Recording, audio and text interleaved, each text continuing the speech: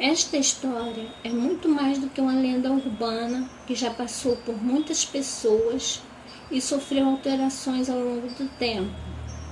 Mas todos dizem ser verdade. A história conta que uma garotinha em torno de 12 anos que morava com seu pai em um apartamento humilde. A sua mãe havia falecido, mas apesar de viver somente os dois, eles possuíam um bom relacionamento e se amavam muito. Um certo dia, o pai da garota teve que sair mais cedo e ficar fora de casa o dia inteiro, e talvez chegasse bem tarde, por causa do trabalho. Mas antes de sair, ele preparou tudo para a filha: o café da manhã, o almoço, a janta, também deixou o lanche pronto para ela, um bom e apetitoso lanche, e o que ela precisaria para ir para a escola. Mas antes de ir, foi ao seu quarto, se despediu, deu-lhe um beijo na testa e saiu apressado de casa.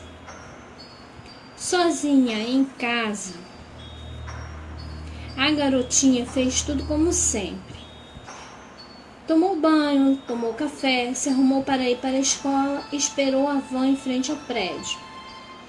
Foi para a escola e voltou no horário do almoço. Esquentou sua comida, que estava pronta na geladeira, e passou o dia vendo TV até cair no sono em frente da TV. Seu sono foi tão profundo e seu pai estava nele, mas havia algo errado. No sonho, ele estava de um lado da rua e ela de outro. Carros passavam em alta velocidade espantosa e o tráfego era intenso.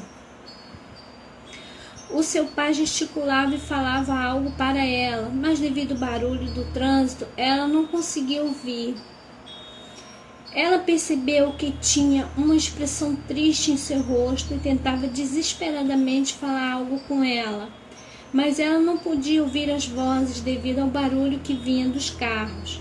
Então tentou ler seus lábios e, com dificuldade, ela entendeu algo como: não abra a porta. De repente, ela foi acordada daquele pesadelo. Levantou-se, tomou um banho, jantou, sentou-se novamente em frente à TV e ficou esperando o pai.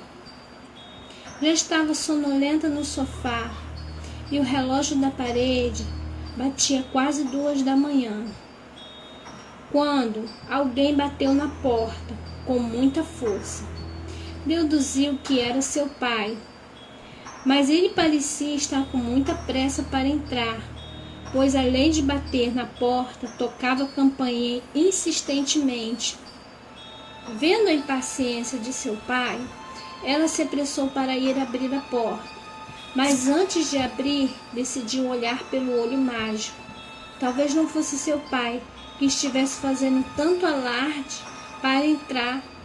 Ao se colocar na ponta dos pés e olhar pelo pequeno buraco, ela viu o rosto de seu pai olhando para ela, enquanto a campainha tocava intercaladamente com as batidas na porta. "Espera, pai", ela disse com o intuito de cessar o barulho que ele fazia. "Já vou abrir a porta."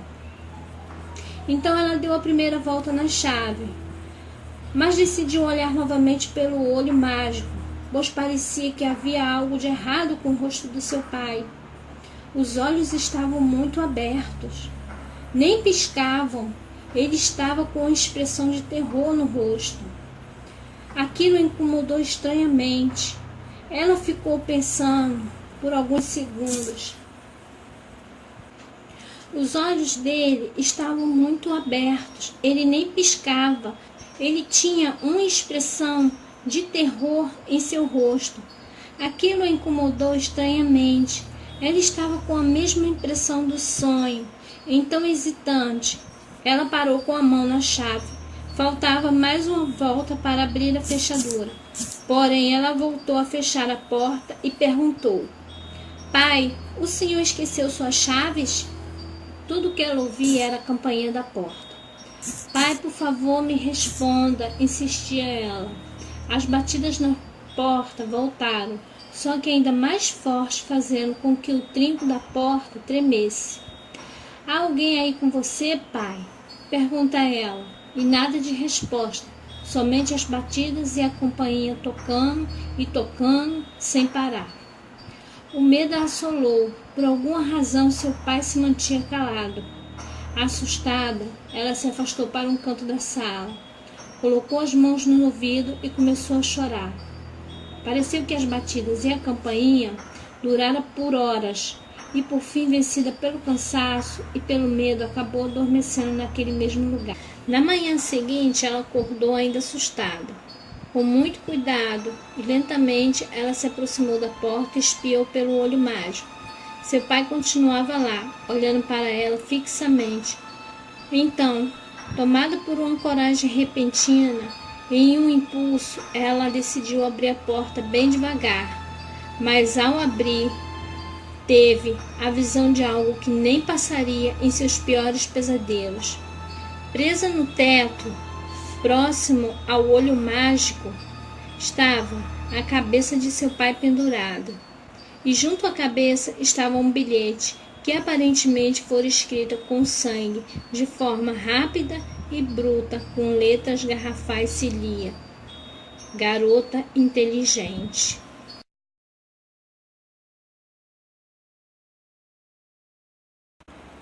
Você deve saber que em toda cidade pequena tem suas lendas urbanas locais. E na minha não era diferente. A lenda em minha cidade era o seguinte: havia um número com um DDD estranho, que não podia em hipótese alguma ser discada, pois esse número te ligaria diretamente com alguma criatura no além.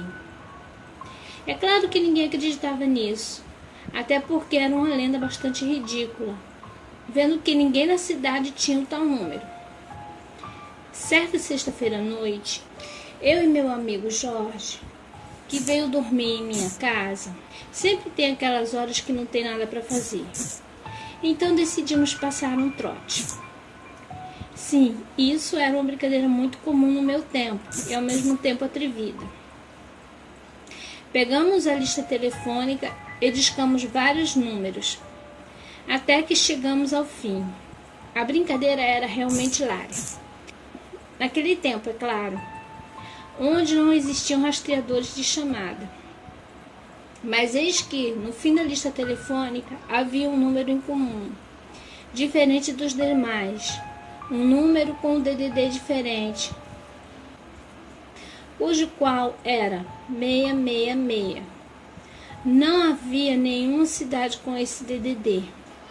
Decidimos ligar para o número. Jorge estava com medo, bastante medo. Ele se impressionava mais fácil que eu. Eu também estava com medo, mas disfarçava bem. O número chamou, até que alguém atendeu. A princípio não se ouvia nada.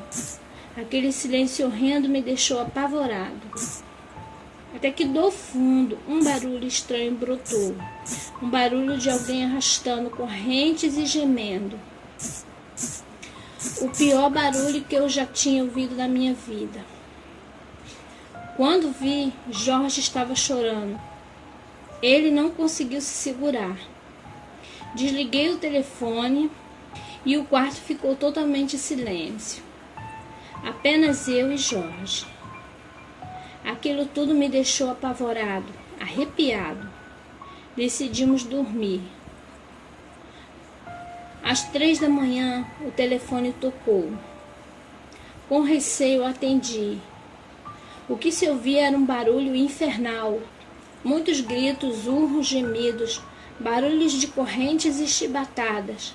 E uma voz rouca falou: "Vou te buscar."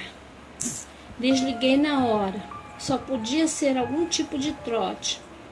Voltei para a cama, mas não dormi. Uma semana se passou e eu não vi Jorge. Faltou a aula a semana toda. Aquilo me deixou preocupado. Chegou então na sexta-feira à noite e eu estava no meu quarto assistindo TV. O telefone toca. Era Jorge aos prantos. Eu mal conseguia ouvir ele falar, pois o barulho era enorme. Só conseguia entender uma parte. Ele veio me buscar e agora eu estou aqui. Isso já faz muito tempo. Era no começo da minha juventude. E veja onde eu vim parar. Num quarto todo branco acolchoado, aonde muitas vezes recebo injeções de mata-leão e tenho que ter minhas mãos sempre contidas para não arrancar meus próprios ouvidos.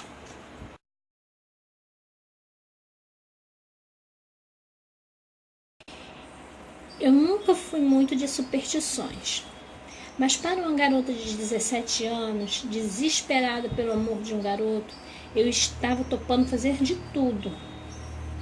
Você é ou já foi adolescente, sabe como é que são essas coisas.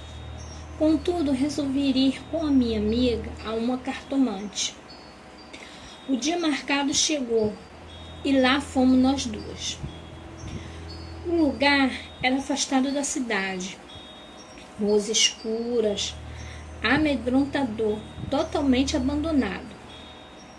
Chegando em casa da suposta cartomante, o lugar era mais amedrontador ainda. Lixo por todo canto, boneco voodoo pendurado por toda parte e todo tipo de colar que você possa imaginar. Não tinha lâmpadas, o ambiente era pouco iluminado e por velas. E junto com as teias de aranha formava um cenário digno de filme de terror. Tudo na sala daquela senhora estava à venda. Então, enquanto minha amiga tinha sua sessão, fiquei dando uma olhada.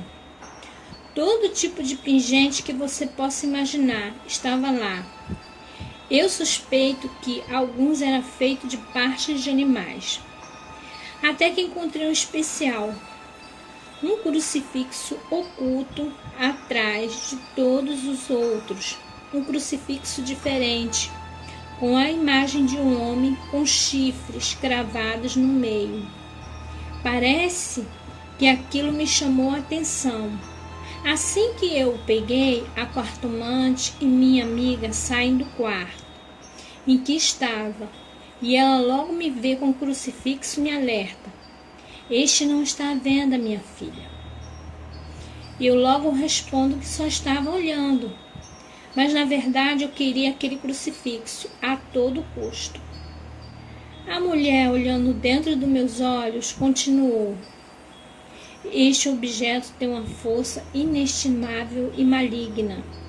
Um dia com ele e seus desejos mais profundos se realizam, mas todos que usufruem dele sempre pagaram um preço muito alto. Eu achei que só podia ser loucura da cabeça daquela velha. Mas não sei o que deu dentro de mim que me fez roubar aquele crucifixo. Assim que eu peguei, disse que tinha pensado melhor e desisti da minha sessão. Sobre o olhar estranho daquela senhora, apenas saí do lugar sem dizer nada, nem para minha amiga, e fomos para casa.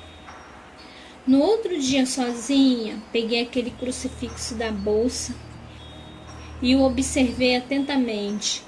Ele tinha um cheiro característico de terra, algo que lembrava cemitérios. Eu não sabia o que estava fazendo, parecia loucura, mas me agarrei fixamente ao crucifixo e a ele fiz um desejo. Eu desejei que o menino qual eu profundamente era apaixonada, viesse até mim com um buquê de rosas brancas. Eu me senti tremendamente idiota por acreditar naquilo, e mais ainda pelo pedido que fiz. Logo, o telefone toca, me dando um baita susto. Era o tal menino, o qual eu era profundamente apaixonada. Aquilo me deixou espantada, pois a gente quase não se falava, muito menos telefonava um para o outro. Por que logo agora isso acontece? Só podia ser coincidência. Eu me neguei até o último momento a acreditar que aquilo era obra do crucifixo. Mas algo dentro de mim me fez acreditar. Quando fui questionada se estava em casa e queria receber uma visita. O desejo que eu fiz o crucifixo se realizou. Eu estava fora de mim. 2 horas se passaram e ninguém bateu na minha porta. Eu, enfim, voltei à realidade e percebi que aquilo não passava de um trote. Então resolvi dormir. E nessa, a campainha toca. Eu corro apavorada para a porta. Ao abrir a porta, que decepção, não tinha ninguém lá. Olhei para o chão da calçada de minha porta e lá estava, um buquê de rosas brancas. Mas que horror! Todo salpicado de sangue. Peguei aquele troço e joguei fora. Realmente não passava de um trote de muito mau gosto. Fui dormir. No outro dia, na escola, as aulas foram suspensas porque um aluno havia sofrido um acidente de carro noite passada e falecido na hora. O aluno, quem era? Um menino que um dia fui apaixonada. Eu logo lembrei do crucifixo e do que a velha falou sobre ele. Um preço alto. Voltei correndo para casa aos prantos, inconsolável, sem saber o que fazer. Me tranquei dentro do quarto e não quis ver ninguém. No outro dia procurei a minha amiga. Contei-lhe tudo. E disse que queria devolver o crucifixo àquela senhora.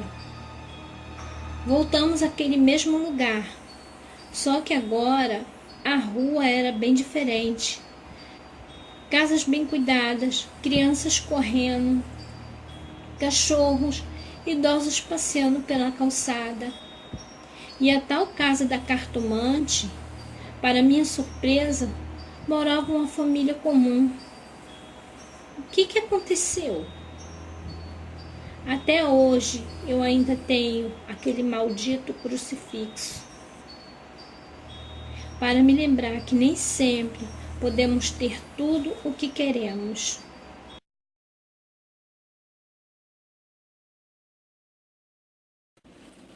Mais alguém? Então podemos começar. Miriam trabalha como babá todas as sextas-feiras à noite para seus vizinhos. Eles pagam um bom dinheiro para a jovem ficar com as crianças. As crianças são gêmeas idênticas e fazem coisa que deixa Miriam abismada, como completar a frase um do outro ou dizer o que o outro está pensando. O que tornava tudo mais incrível era que os dois tinham personalidades distintas diferentes.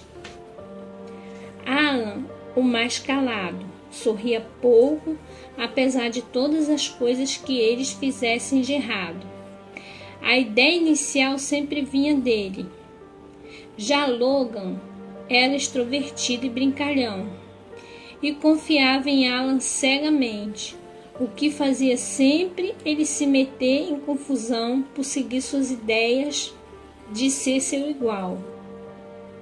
Miriam esperava a saída do casal e depois foi entreter as crianças e colocá-las para dormir. A mãe dos meninos diz: Miriam, deixamos tudo pronto, comida no forno, alugamos alguns filmes e o restante você já sabe. Miriam respondeu: sim, senhora, podem ir sem se preocupar. Certo, então. A mãe do garoto coloca o casaco e sai junto com o pai. Assim que o casal saiu, Miriam fechou a porta, voltou para a sala, onde os dois se encontravam no sofá, cochichando um para o outro, o que não a impediu de ouvir a conversa. Devemos contar para ela? Perguntou Alan. Não sei se ela vai acreditar, respondeu Logan. Sentaram um de frente para o outro, como se fosse um reflexo no espelho. Sim, devemos contar, afirmou Alan. Contar o quê? Perguntou Miriam. Os garotos olharam para ela assustados e depois trocaram olhares entre si, como se aquilo fosse suficiente para terem uma conversa. Não sei o que é, mas podem falar. Ela olhou para os meninos. Agora, vamos lá. No fim, com muita insistência por parte de Miriam, que demonstrou preocupação, então eles contaram. Ultimamente, Alan estava vendo um homem vestido de coelho, mas ele era assustador e sempre dizia que o levaria embora e o mataria. Mas vocês já contaram isso para o pai de vocês? Questionou Miriam. Sim, respondeu as crianças, mas eles não acreditam em nós. E você, acredita? Miriam viu que havia muito medo ali. Então ela respondeu, sim, eu acredito em vocês. Alan pode vê-lo? E você, Logan, também já o viu? Logan respondeu, não, mas posso sentir sua presença. Seu cheiro é um cheiro ruim. A criança sempre ativa respondeu cabisbaixa. Ele está aqui? Perguntou Miriam. Não, ele não está aqui. Alan respondeu. Não apareceu hoje. Um silêncio incômodo se formou entre eles. Então a jovem decidiu que faria esquecer aquilo naquele momento. E assim que seus pais voltassem, falaria com eles. Miriam colocou um filme para eles assistir. Assim que notou que eles não estavam mais tensos como antes, os deixou sozinhos e foi esquentar o jantar. Vocês já tomaram banho? Miriam pergunta lá da cozinha. Logan diz que sim e Alan responde com a cabeça que não. Então Miriam manda Alan tomar banho. Alan sai muito a contragosto. Alan sobe para o andar de cima e Miriam vai arrumar a mesa com a ajuda de Logan. Enquanto ela lhe passava os pratos e ele ia colocando na mesa, de repente ela sentiu o menino apertar seu pulso. Ele disse, você precisa ver o Alan, agora. No mesmo instante, ela ouviu o grito do menino vindo do banheiro, acompanhado de barulhos de passos pesados, como se uma pessoa estivesse ali. Ele está aqui, ele está aqui. Ela pôde ouvir o menino gritar desesperado no andar de cima. Miriam subiu a escada correndo. Ao entrar no banheiro, encontrou o menino no chão, todo arranhado, e no box do banheiro marcas de mão, grandes demais para ser as mãozinhas dele. Miriam sai do banheiro, levando o menino, tentando acalmá-lo. Ao passar pelo corredor, ela repara que a porta do sótão está entreaberta. Então ela pede para Alan e Logan ficarem em seus quartos. Puxa o alçapão do sótão e sobe suas escadas. O sótão está às escuras, mas mesmo assim, Miriam consegue acender uma luz fraca e que quase não ilumina nada.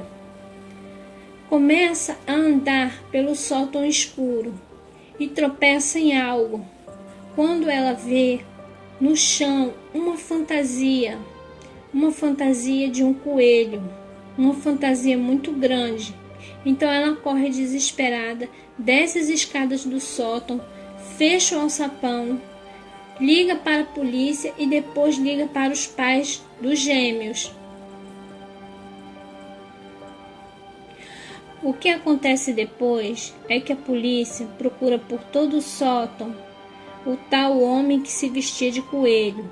Procura e não o encontra, mas encontra uma passagem secreta.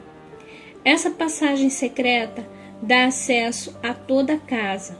Mesmo eles procurando por toda a passagem, eles não conseguem encontrar o homem. Ele deve ter saído por alguma outra passagem secreta. Naquela mesma noite, os pais dos gêmeos se mudaram.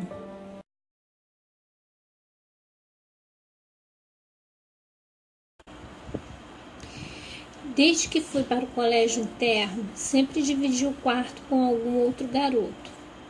Esse ano era o Marcos. Dividíamos uma beliche no mesmo quarto e tínhamos uma boa relação. O nosso único problema era o quarto em que ficávamos. Haviam boatos pelo colégio inteiro que um antigo aluno havia se matado ali, naquele quarto. Isso sempre me incomodou, mas a direção é severa quanto à mudança de quarto. Eis que certa noite, então, eu estava tentando dormir no beliche de baixo e Marcos estava no beliche de cima. Do nada pude perceber que ele se movimenta, desce a escada do beliche e no escuro sai do quarto. Eu o chamo, mas ele não responde, o que eu acho estranho. Saio atrás dele pelo corredor afora. Se nos pegarmos aqui fora, estamos perdidos, disse, tentando persuadi-lo a voltar. Ele abre a porta principal e sai do prédio, em direção ao pátio. Pior ainda, falo, grito pelo seu nome, mas ele não responde. Ele fica parado na grama descalço, fitando o escuro por alguns segundos. Não tenho coragem suficiente para chegar perto dele. Talvez ele seja sonâmbulo. Eu poderia acidentalmente acordá-lo. Aí os danos poderiam ser piores. Ele se vira e caminha em direção ao quarto novamente. Passa por mim como um relâmpago. Eu, aliviado, corro atrás dele. Mas eis que quando entro no salão principal, que dá acesso às escadas, ele não está mais lá. Volto correndo para o quarto. Não havia mais nada que eu pudesse fazer. Mas quando eu volto, Marcos está dormindo na cama, de cima, como se nunca tivesse saído. Um frio toma conta do meu corpo. Se Marcos estava dormindo, quem o seguia até o lado de fora da escola? Deito na cama e fico pensando. Não durmo nem um minuto. De manhã, o despertador da escola dispara. E eu, morrendo de sono, me levanto e começo a me arrumar. E Marcos não. Sacudo ele para que desperte, mas nada acontece. Checo suas pulsações. Marcos está frio, gelado. Marcos está morto. Saio correndo do quarto, gritando e pedindo ajuda. Tudo aquilo me deixou traumatizado. 2 dias depois de sua morte, volto ao quarto para arrumar minhas coisas.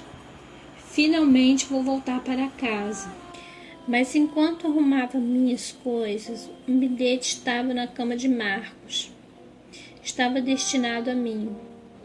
Eu abro o envelope e tiro de dentro um pequeno papel. Abro e leio as seguintes palavras, escrita com a letra de Marcos. O próximo a dormir na cama de cima é você.